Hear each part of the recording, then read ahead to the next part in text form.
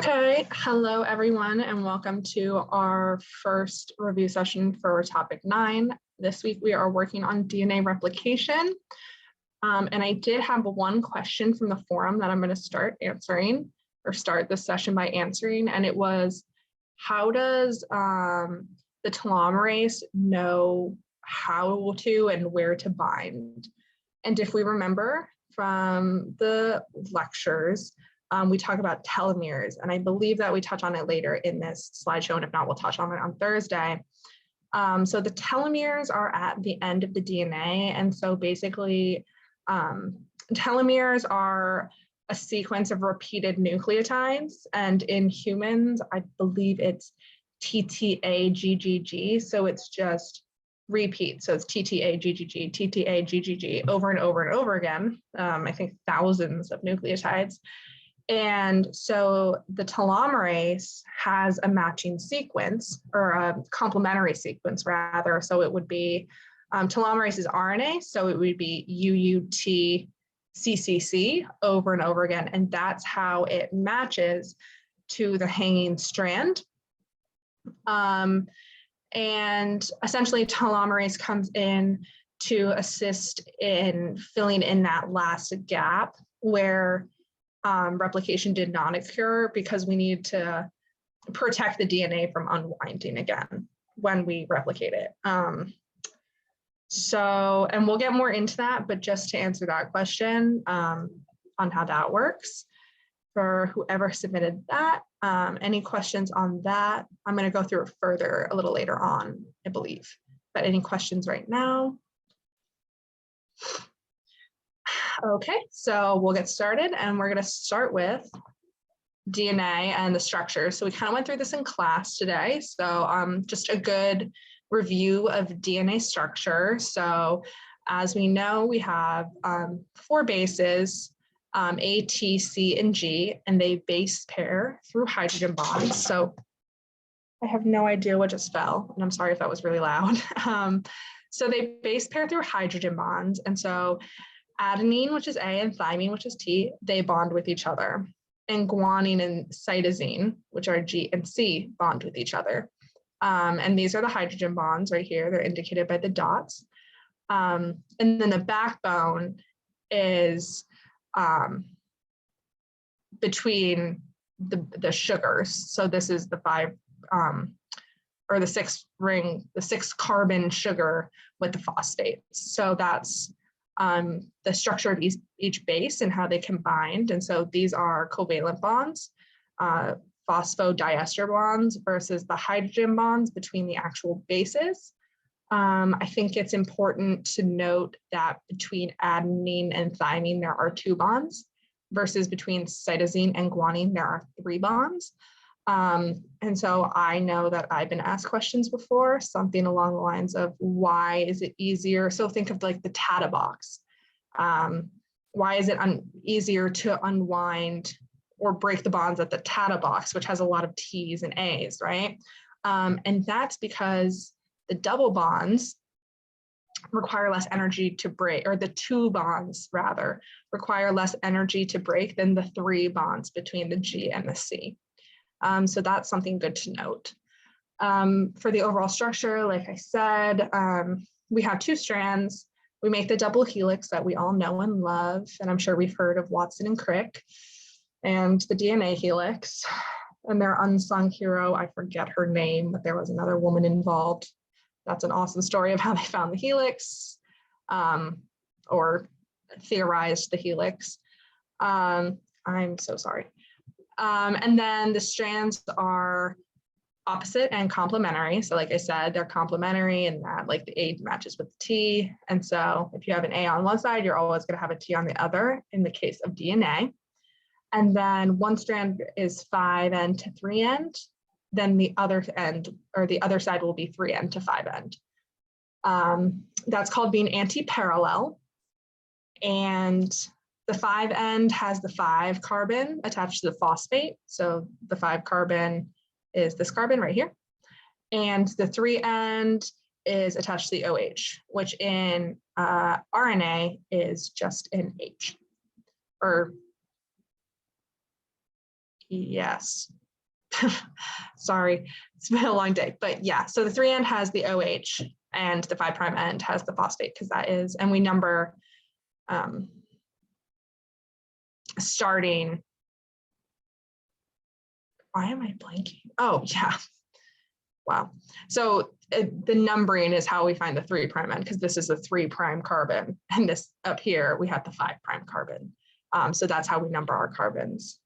I apologize, I gotta wake up, but that is DNA structure and a brief recap of that. Do we have any questions on that material? I know I kind of lost it there for a second, but was that clear to everyone? Any questions? Okay. Yeah, if there's any questions or I'm not making sense, because I do that sometimes, please feel free to interject, type in the chat or anything to let me know. But we will move on. So the nucleotides these are the building blocks of the DNA. And so the nucleotides are the pentose 5' or 5 ring sugar, right? That's pent is 5. So we have the 5 carbon sugar. I think I said 6 last time. It's a 5 carbon sugar. We have the phosphate group, and then we have the base. And the base is how they differ. And there's your A, T, C, and G, and then it's a uracil, so a U in place of the T in RNA. So the base is how they differ from each other and how they bond. The sugar and the phosphate group do not change. DNA structure, 2 anti-parallel, we went through this. The A's and T's have 2 bonds, G's and C's have 3 bonds. And then we have the minor groove and the major groove. I don't know how much we really went through this. But the minor groove is very narrow and it's non-specific backbone interaction, while the major groove is a sequence-specific backbone interaction. This is not, I wouldn't worry too much about this for this class specifically, but that's just another part of the helix. And I think we went over all of that, so I'm going to keep going. I know it's late. So this is the base. So this is more of a chemistry look. So you can see all the bonds and everything. So we have our phosphate here, our deoxyribose sugar. So deoxyribose is indicating that we have the OH here. And then our nitrogenous base, in this case, we have adenine.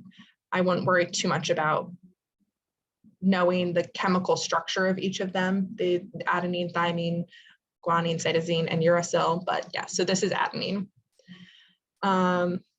Deoxyribose, so this is how we count. So we have the 1, 2, 3, 4, 5. So this O is obviously not a carbon. That is not part of our ring. So this 5 carbon is actually this carbon up here. And so 1 is attached to OH, 2 is just attached to an H. The 3 is how we differ from, when we get into it, the 3 is where we differ from RNA. So in DNA, it's OH, and in RNA, it is just an H. And then the 4 is just a hydrogen, and the 5 is attached to phosphate. And this is not a phosphate, but the 5 is attached to a phosphate group. Yeah, so, and the directionality is based on the 5' and 3' carbons, and these are the areas where we connect the backbone. Here's our nucleotides. I guess pure as gold is how you remember purines, and then thymine and cytosine are the pyrimidines. I don't know if there's anything for pyrimidines, but yeah, pure as gold, purines have the A and the G. So that's how you can remember your purines, and then you obviously know your pyrimidines are the ones that are not the purines. I don't know how much you need to know which is which, but never a bad thing to know. And then base pairing, we went through this, that these are hydrogen bonds between our between our bases, so not between our sugar and our phosphates, but between the actual bases. We have hydrogen bonds, which is important because remember, hydrogen bonds are easier to break. They're non-covalent. So they're held together, but when we want to unwind the DNA to replicate it, it is important to know or to note that those are hydrogen bonds, so they can be broken. And like I said, the A and the T have 2 hydrogen bonds between them, and the G and the C have 3. And so why don't we use the strongest kinds of bonds? I'm answering my questions without looking at my slides. So when we use the hydrogen bonds as an additive effect, so when there's more than one, the 2 or 3, they are strong enough to keep our DNA together, which is very important. But they can be broken by the helicase when we replicate. Bonding nucleotides in a strand. So we synthesize DNA from 5' to 3'. So we read it 3' to 5' when we're synthesizing. So the new nucleotide is added to the 3' end, which is down here. So when we add the nucleotides, we have to have 3 phosphates. So these are the phosphates, and DNTP. So that's what we're referencing that down here. Usually we see 1 phosphate, so that's how this differs, is that we have 3. So this gets really into the chemistry, but essentially we attack this phosphate and then we let go of these 2 phosphates. So these 2 phosphates release, this oxygen attacked this phosphate, and we end up with our phosphodiester bond. It is not super important that you know the specific chemistry behind that. But yes, we do need to have the 3 phosphates here. We end up with 1 phosphate, the other 2 get cleaved. Any questions on that? Like I said, don't worry about this attacking and that is much more chemistry, but it's where what the phosphates are doing, kind of where they are and what's going on. Does that make sense? We're good to move on. I can always come back as well if there are questions. Okay, so DNA structure, did I go to the beginning? This is the same, am I crazy? Did I put the same slide twice? I think I did put the same slide twice, okay. So semi-conservative model of DNA replication where each new strand has one of the parent strands and then a new strand. So this, instead of this whole thing being copied and being dark blue, we know that each strand is used as a template. So one of the strands is the original, and then we have a new strand we copy off of. And then here's the other strand that we copy off of. So each strand of new DNA has one from one of the parent strands. And as we get further and further, obviously, this new strand from this generation becomes a parent strand or a template strand. So they all end up kind of new. And as you can imagine, mutations accrue and things can go wrong there. But yes, so this is semi-conservative. Conservative would be, we keep this, actually, it's been a while. I stick with it. I don't want to get into that without knowing what I'm talking about 100%. But yes, so this semi-conservative model of DNA replication, this was not always accepted when we were just doing DNA replication research in the beginning. I said we as part of it. It was before my time. But yeah, this is the accepted model now. This is how we have shown that this is how replication works. So now we can do DNA polymerase proofreading. So proofreading increases the error rate to 1 mistake in every 10 billion nucleotides. So that's, doesn't seem like a lot, but there's a lot of nucleotides in our body. So we add a domain and a subunit, which both have exonuclease activity. So if you remember, a nuclease cleaves, and exo means at the end. So endo would be in the middle and exo is at the end. So the domain and the subunit both have exonuclease activity. So the DNA polymerase can sense where we have a mistake and moves the nucleotide to the exonuclease active site. So the exome nuclease has 3 to 5 directionality, which means we move from the 3' end to the 5' end. That is how it reads. And then it chews back to the 5' end, or yes, so it chews back towards the 5' end. So we chew back this way. This is our 5'. So, so the strand will move back towards the endonuclease activity site and add the correct nucleotide. So what's happening here is we added something incorrect here. That's what this is showing. And so we're moving from 3 to 5. Here's the parent strand, la di da, and then our exonuclease activity, or our DNA polymerase, has the exonuclease activity where we read this and we're like, I don't like it. So we move backwards and chew it. We break it and chew it. And that's how we like move backwards to 5' end. So we chew this back and then we can go add the correct base. Does that make sense? I just did a lot of talking and I just want to make sure. Are we good on that? And then we continue synthesis. So this is proofreading. This is as we're making the new DNA. Okay, so continue proofreading. So P is the polymerase activity site. And we know polymerase is, we're creating the new DNA, we're adding the nucleotides. And we move it into the E site. And that has the exonuclease activity where we cut it off and then it can go back into the P site. I wouldn't worry as much about this, but that's kind of how it does it. So that's how it does it. So the P site is specifically the active site of the polymerase, and then the E is the enzyme site that cuts it. But the whole green is the whole DNA polymerase. So that's just kind of showing you spatially how this is happening. And now we can specifically get into DNA replication. So this video is now unavailable, but this was a 2-minute video that apparently doesn't work anymore. I'm sorry. I don't know what happened to it.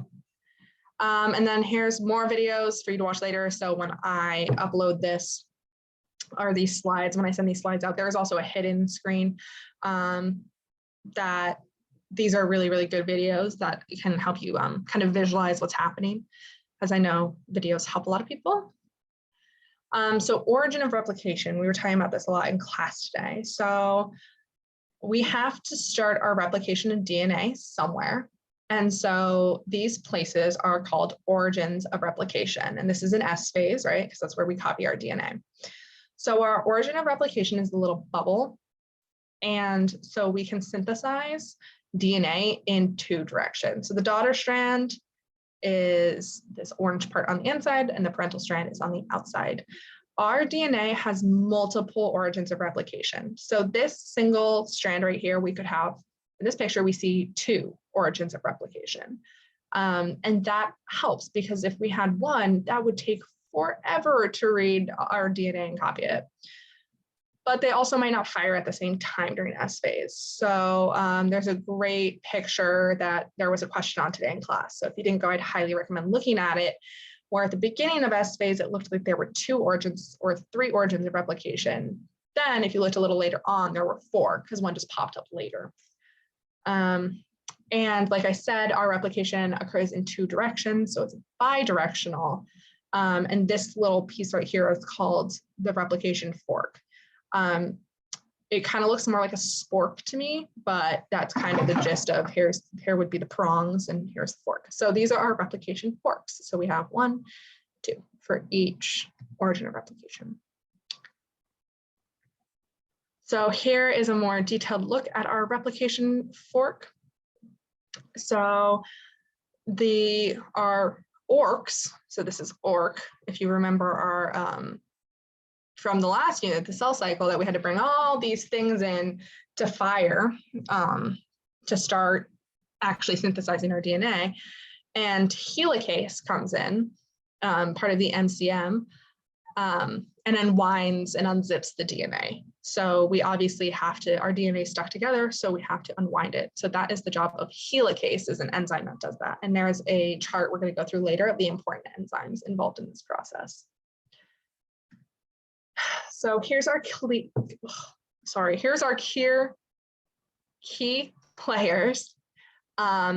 So we have our leading strand in yellow and our new strand in red. So we have this green bubble here is helicase. So helicase is what splits the DNA into two strands so that the DNA polymerase can come in and, or actually, sorry, the yellow is the helicase, the green is the DNA polymerase. So this is our DNA polymerase. Our helicase came in and split our DNA apart right here. You can see it splitting into two. And then we have our two DNA polymerases coming in and starting replication. We have our sliding clamp, which basically keeps the DNA polymerase from falling off the DNA. So DNA polymerase is always going to have a sliding clamp with it. And then we have single-stranded DNA binding protein. So this single-stranded DNA right here, so this is our Okazaki fragment, which we'll get into. But we'll have some exposed single-stranded DNA, which is unstable, and we don't like that. So we have a binding protein that kind of protects that until it can be copied. And then we have primase, which is this little blue thing over here. And it synthesizes short RNA primers that DNA polymerase uses to synthesize from. So if you remember, we need RNA primers to do DNA synthesis. Copying DNA. So primase synthesizes the RNA primers. So in this picture, we don't see this sliding clamp loader, which is an ATPase that uses energy to open and close. So it puts on and takes off the sliding clamp from the DNA. I know that's a lot, but this is a really great picture to kind of summarize everything or all the important things going on here. Do we have any questions? Okay, so here's our proteins, like is in the picture. If you're more of a word, like you understand words better, we have our helicase, which is an ATPase. So automatically we know that's an enzyme, and it pulls apart our two DNA strands. Our DNA polymerase is also an enzyme, and it forms the new DNA strand using the existing strand as a template. Sliding clamp, we keep the DNA polymerase on the DNA. So the DNA polymerases have a feature called processivity, and that's basically how long the enzyme can go before it falls off the DNA. So it's not very long by itself, and so we need the sliding clamp so that it stays on. Single-stranded DNA binding protein, we protect the single-stranded DNA because it's very fragile and can break easily. And also this can trigger DNA damage response, which we do not want because it's not damaged, it's just exposed for a second. And then primase is the enzyme that adds the RNA primers. And then the sliding clamp loader is the ATPase, which adds and removes, so like allows the clamp to clamp. So there is, in words, all of our proteins involved. And now we have the leading and our lagging strands. So labeling our ends is very helpful. So we have our direction of our fork, so which way we're replicating. So the polymerization of the new strand, this is very, very tricky for everyone usually, is our 5s to 3s and our 3s to 5s. So polymerizing the new strand always occurs 5' to 3'. So if you're synthesizing 5' to 3', so this is 5' over here, so we're synthesizing from our 5' to our 3', because that's our new template. We are the leading strand. And on this end, we have our 5' here, which means we're starting over here to synthesize a 5' end to 3', because our 3' has to match up with our 5'. So this is the leading strand. It's really helpful in these cases to kind of draw out the copied DNA and label that as well. And then this is obviously we're synthesizing 3' to 5', ending with the 5' here, which matches 3'. And that's going to be our lagging strand. So you have 2 leading strands and 2 lagging strands. Label, label, label your ends. That's definitely going to help, because this directionality is super, super important. So this is a great picture, study it, practice. This is a great slide. I love this slide. So yeah, so this is 5' to 3', like we were saying. If you're going towards from 5' to 3', in this case, we're the leading strand on this half, but when the arrow is going the other way, it's backwards. So there's some animations. So we're basically, like I said, draw this in. So you can see like this is the 5' and this is the 3' going this direction right here. So yeah, I know it's a lot. So this is just something to look at and kind of get used to practicing. So starting with the lagging strand is a little more complicated. So with the lagging strand, we're synthesizing the opposite direction of the fork's movement. So we go here, the fork is going to this is left, yeah, to the left. So our lagging strand in this case is going to the right. So it's the opposite direction. And I dropped my pencil. So since the lagging strand is not continuously synthesized, I am just breaking everything in my room. I am so sorry. So since the lagging strand is not continuously synthesized, we have to do fragments. And so these are called our Okazaki fragments. And that's like in this picture why you see these little dots, or it's like, kind of looks like it's dashes. That's representing our Okazaki fragments, which I'm going to butcher, I'm sure, tonight.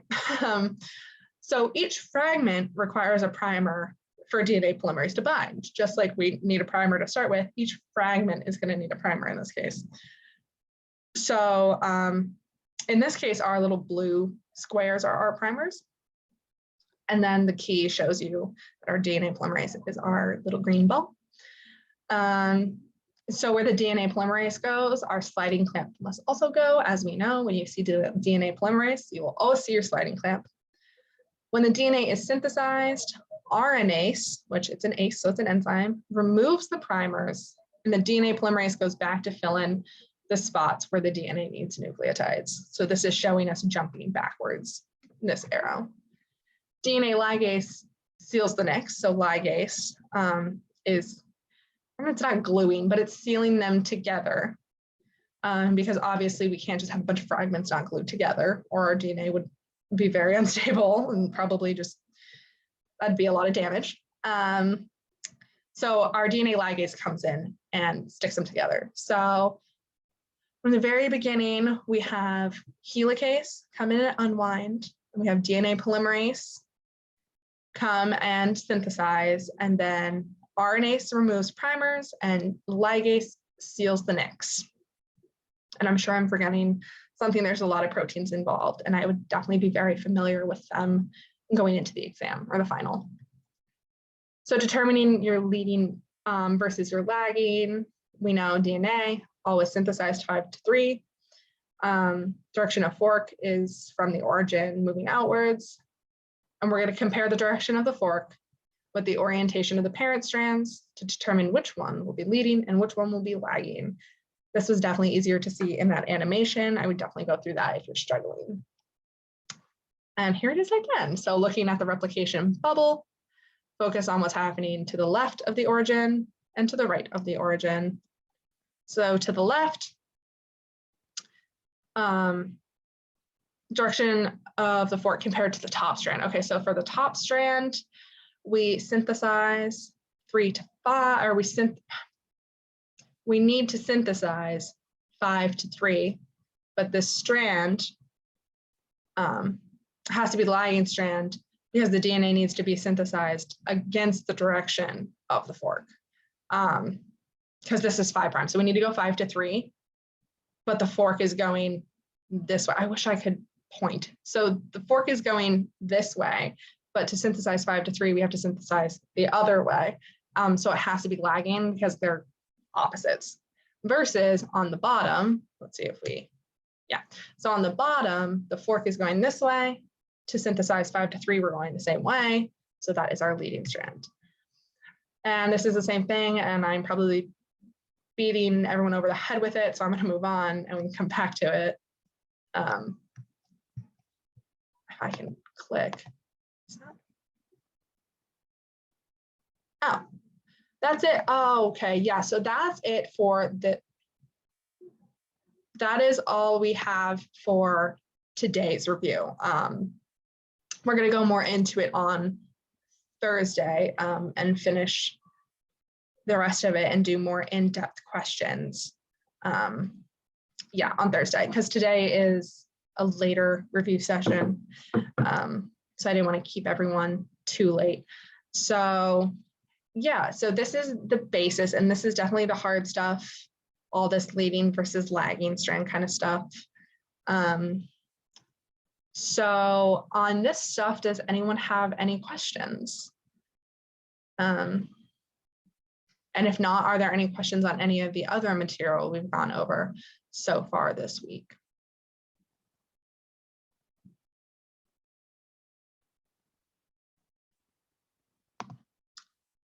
Oh, there was someone else. I didn't even see them come in. Okay.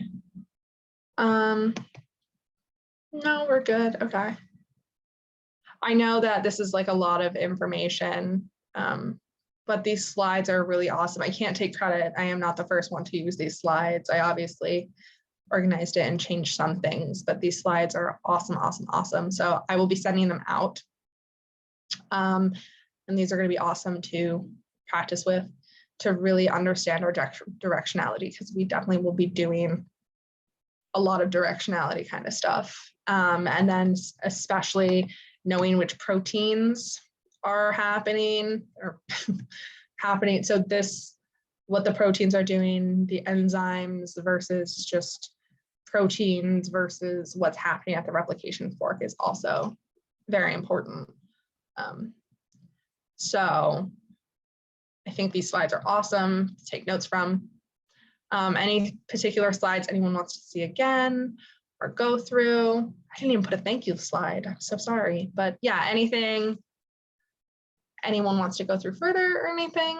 Or are we good? I don't want to keep anyone, but I'll stop the recording, and people feel free to email me with your questions or anything you need.